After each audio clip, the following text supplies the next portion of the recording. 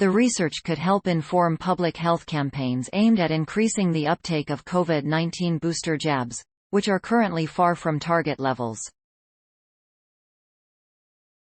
The study was conducted in the US and UK, where vaccination rates have slowed and only 63.9% and 71.3% of the respective populations are fully vaccinated. Moreover, just over 27% and 55% of adults have received their booster vaccines in the US and UK, respectively. Vaccine hesitancy is not the result of a single common cause and can vary for different people and populations, explains lead author Nikkil Sudharsanan, Assistant Professor of Behavioural Science for Disease Prevention and Healthcare, Technical University of Munich, Germany. A common fear around COVID-19 vaccination is concern about side effects, heightened by widespread media coverage that did not put the very low risk of side effects in context with other risks, such as the likelihood of death from COVID-19 itself. Addressing these public concerns will be a key component of efforts to improve vaccine use in the US, UK and globally, especially with recommendations for ongoing booster doses. Evidence shows that the way risks are framed and presented to people can affect their perceptions of the severity of risks.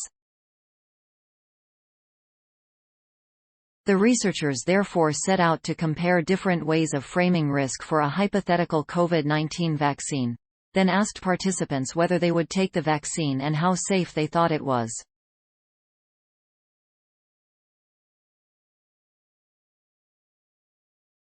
They designed an online randomized controlled trial, providing vaccine information to 8,988 people aged over 18 years old in the UK and US.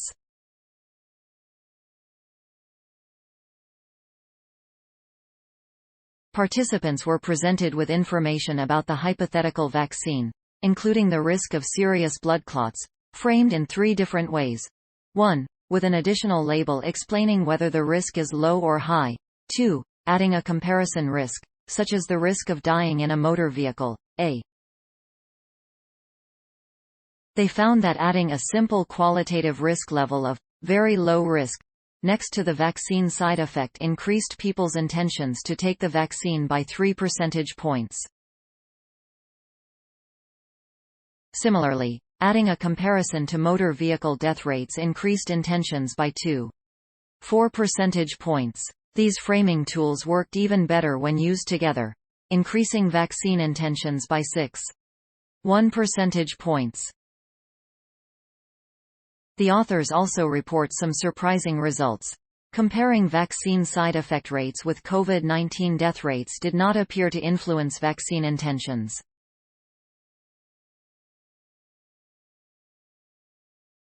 This was unexpected because COVID-19 death rates are substantially higher than motor vehicle death rates, 170 per 100,000 versus 12 per 100,000 in the US, and it is a cause of death directly associated with the purpose of COVID-19 vaccination strategies.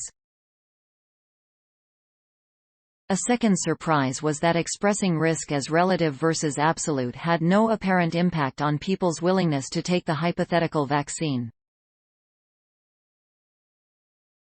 We believe our results can inform communication efforts aimed at increasing vaccination, especially booster vaccinations, concludes co-author Alain van Dormael, senior data scientist at the Heidelberg Institute of Global Health, Heidelberg University Hospital, Germany. Our results are focused on vaccine intentions and not vaccination rates, so the next step is to test whether these framing efforts can increase shots in arms before translating our findings into policy action. Nikkil Sudharsanan, Katerina Favoretti, Violetta Hachiturian, Till Barnighausen, Alain. Effects of side effect risk framing strategies on COVID-19 vaccine intentions, a randomized controlled trial. eLife, 2022. 11 doi. 10. 7554, eLife. 78765 eLife. 2022, August 16. Contextualizing risk information increases COVID-19 vaccine intentions. Science Daily. Retrieved August 16, 2022 from ift.tt/5327 Gen eLife. Thanks for watching. Please subscribe my channel for more videos.